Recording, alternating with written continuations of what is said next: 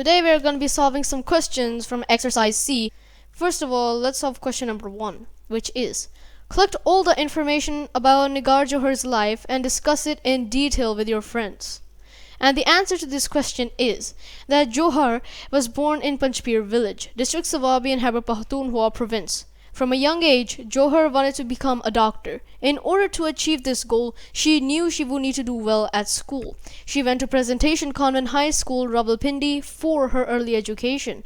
Unlike many other people, she continued to study alongside her chosen career for much of her adult life. She had been in the Pakistan Medical Corps for more than 40 years.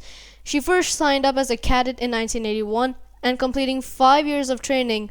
Next, Johar commissioned as a captain doctor in 1985 and began her military service. Her father, which was Colonel Abdul Qadir, her mother, and 2 sisters unfortunately died in a car crash in 1990.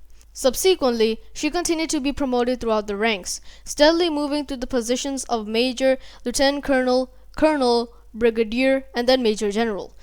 Then she went on to become the first woman in the history of the Pakistan Army to become Lieutenant General. She was also the only female 3-star general in the forces. Her current role in the army is Surgeon General. She qualified in this role by continuing to study at a high level while serving in her posts. She managed the biggest military hospital in Pakistan, which had the responsibility for caring for patients with the coronavirus. Her commanding role there has been praised. Question number 2. Use the passage to find out about the pathway to becoming a lieutenant general. If you can do further research using the internet or books to find out more about the different ranks, use the guidance in the box. When you have the information, make a flowchart to display the army ranks in order. Include brief details about each rank, such as marks on the uniform. So let's first talk about the pathway of becoming a lieutenant general. And the answer to that question is: the pathway to becoming a lieutenant general in the army can vary depending on the specific country and military branch. However, I can provide a general overview of the typical career progression for officers in many armed forces. Number 1. Commissioning. Officers usually begin their military careers by attending a military academy, officer training school, or a college ROTC program. They receive a commission as a second lieutenant or an equivalent rank. Number 2. Initial assignments. Newly commissioned officers are typically assigned to a specific branch or specialty within the army, such as infantry, artillery, engineering, or logistics. They may undergo further training specific to their chosen field. Number 3. Career progression. Officers advance to the ranks by gaining experience and demonstrating leadership and competence.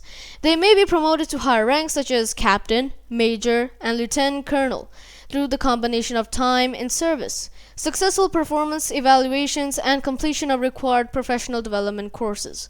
Number 4. Selection for higher ranks.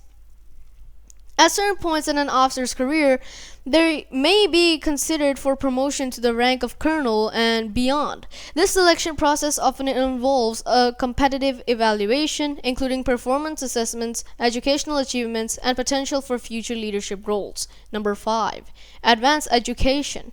Officers aiming for higher ranks such as Major General and Lieutenant General often pursue advanced military education at war colleges, staff colleges, or other professional development institutions. These programs help prepare them for senior leadership positions. Number 6. Senior leadership roles.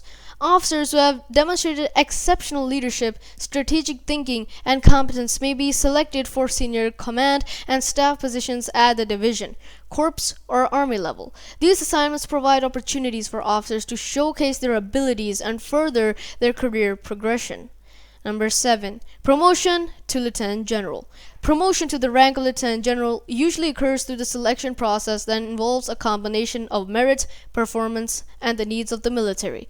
The specific criteria and process may differ between countries and armed forces. It's important to note that the exact details of the career progression may vary depending on the military and its specific policies and requirements. It's advisable to consult official military sources or speak with individuals familiar with the particular armed forces in question for more accurate and country-specific information. Now let's talk about the flowchart of the military. First, we're going to be talking about the enlisted ranks, which are: Number 1, the private. Number 2, private second class. Number 3, private first class. Number 4, specialist or corporal. Number 5, sergeant. Number 6, staff sergeant. Number 7, sergeant first class. Number 8, master sergeant or first sergeant.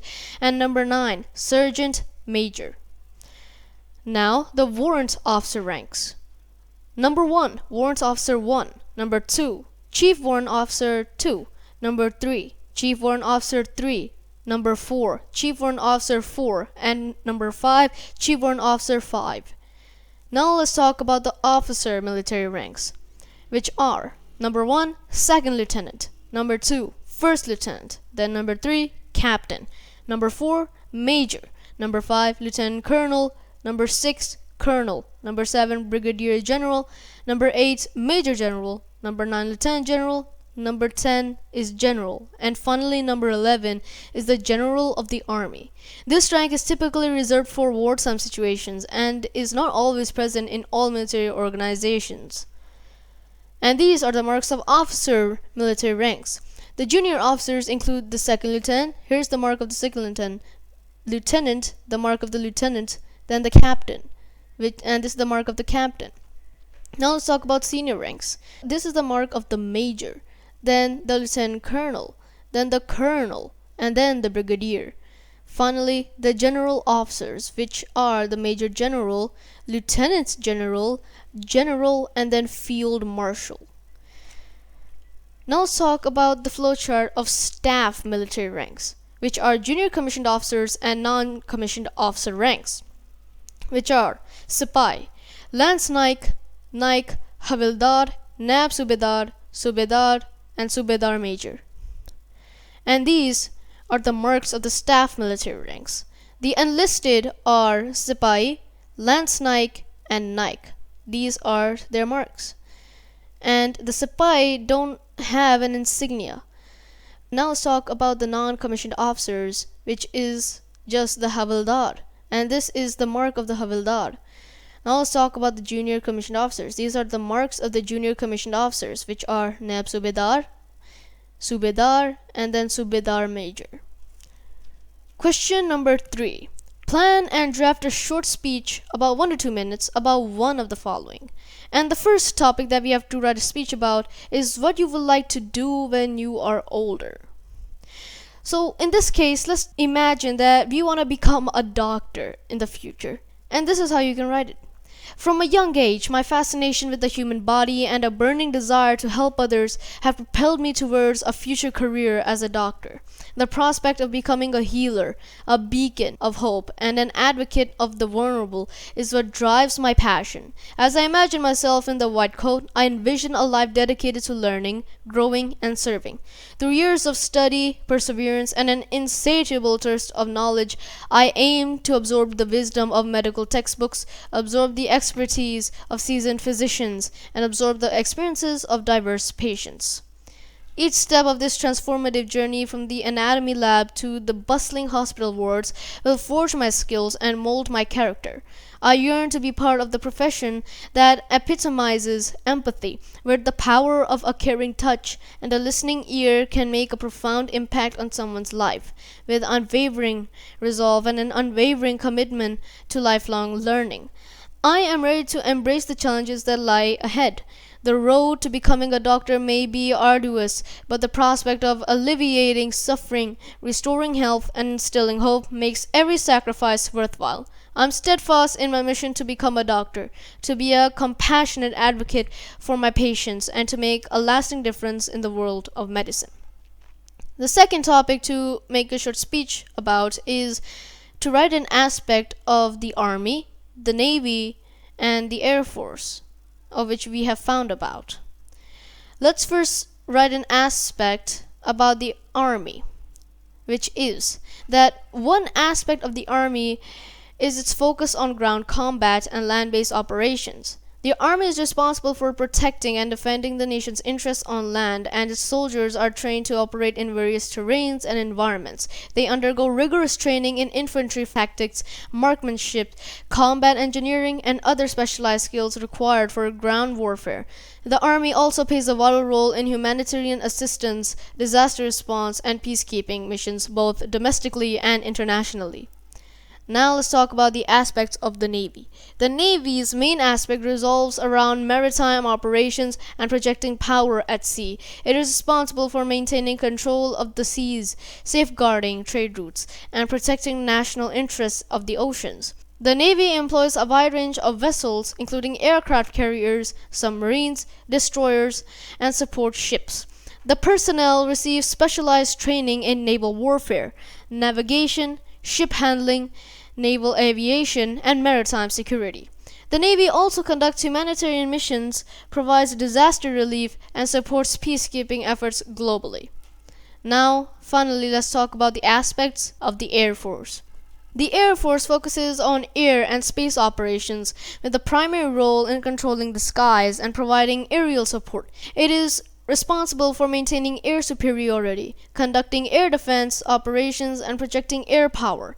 The Air Force operates various aircraft, including fighter jets, bombers, transport planes, and reconnaissance aircraft.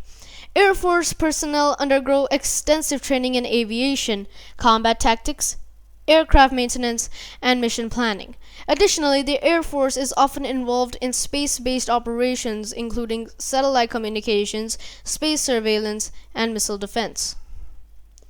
Each branch of the military plays a distinct role and contributes to the overall defense and security of a country.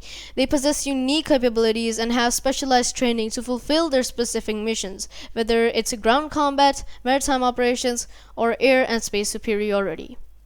Now, the final part that we have to make a speech about is the most remarkable part of Lieutenant General Nigar Johar's career. So, what is the most remarkable part of Lieutenant General Nigar Johar's career? And the answer to this question is, to date, only 3 women, including Johar, have reached the rank of Major General. However, Johar's career didn't stop there. In addition to all those achievements, she went on to become the first female officer in the history of the Pakistan Army to reach the rank of Lieutenant General. Her achievements and career milestones are significant in breaking gender barriers and paving the way for more opportunities for women in the military. Her career could be seen as a testament to her dedication, skills, and leadership qualities. She remains the only female 3-star general in the forces. And that is all that I have for exercise C. Thank you.